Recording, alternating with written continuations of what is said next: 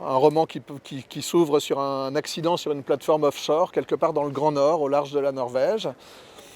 On apprend petit à petit que cet accident est lié sans doute à des causes géologiques, qu'il est en train de se passer des choses sur le glacier, au fond du fjord, que tout ça pourrait nous mener à une espèce d'énorme catastrophe. Et on suit plusieurs personnages d'un petit village dans le fjord qui se retrouvent à cette occasion et qui, eux, savent pas trop vers quoi ils vont.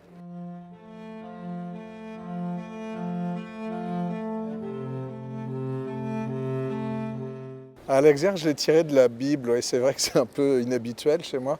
Et c'est un extrait de la Genèse dans lequel, à la fin de la création du monde, en gros, Dieu dit à Adam, je vous donne tout. La moindre petite bête qui marche, qui vole, qui rampe, je vous laisse tout. Et à vous d'en prendre soin.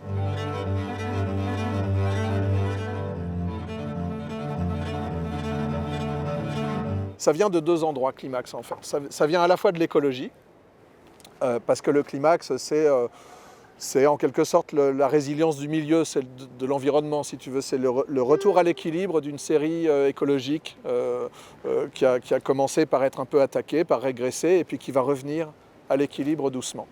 Et en même temps, le climax a un sens en narration, en narratologie. Le climax, c'est quand on construit un roman, disons dans une construction assez classique, hein, où les personnages vont d'abord découvrir un peu leur désir profond en contradiction avec le monde, et puis après ils vont être confrontés à une série d'événements qui va les révéler, et on arrive à un point d'orgue qu'on appelle le climax, et ensuite ça peut se résoudre. Hein, le climax, c'est le combat de Luke Skywalker contre Dark Vador.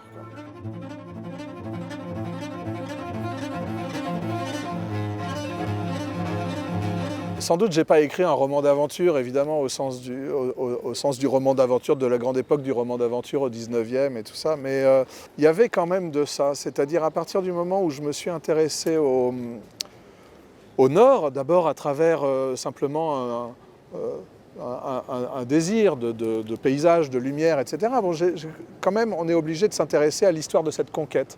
Et on est sur des territoires, en fait, qui sont, en tout cas, très romanesques. Toute cette connaissance, elle est absolument fondamentale. Puis on se documente, on retrouve cette idée de responsabilité quand même. C'est-à-dire, on se documente aussi parce que, tu vois, cette idée qu'on trouve chez Fred Vargas, dans l'Humanité en péril, là, qu'après tout, si on est écrivain et que par ailleurs on a les moyens de lire des écrits scientifiques, il ne faut surtout pas se gêner. Ça fait 40 ans que les scientifiques nous abreuvent de publications nous disant au secours, on va dans le mur. Et on se le tient à la fois pour acquis, en même temps ça ne change pas grand-chose à nos habitudes, parce que finalement on ne va pas voir précisément. Dès qu'on met le nez là-dedans, on est comme elle, on est effaré par ce qu'on lit.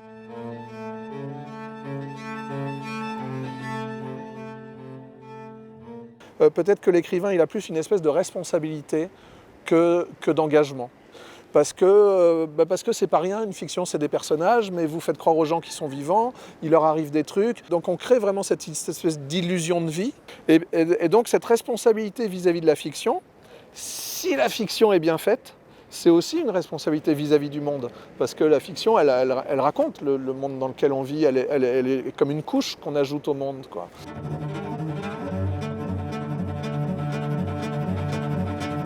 Les jeux de rôle, ça occupe une place très spéciale dans ma vie parce que j'y ai joué quand j'étais ado, évidemment, un peu comme mes personnages. Ça m'a ouvert plein d'horizons littéraires. C'est grâce aux jeux de rôle que j'ai lu Lovecraft, Tolkien, que je suis rentré un peu dans ces univers de légendes matinées de fantaisie ou de fantastique ou d'épouvante. Et ça m'a aussi ouvert, je pense, des portes en écriture de fiction.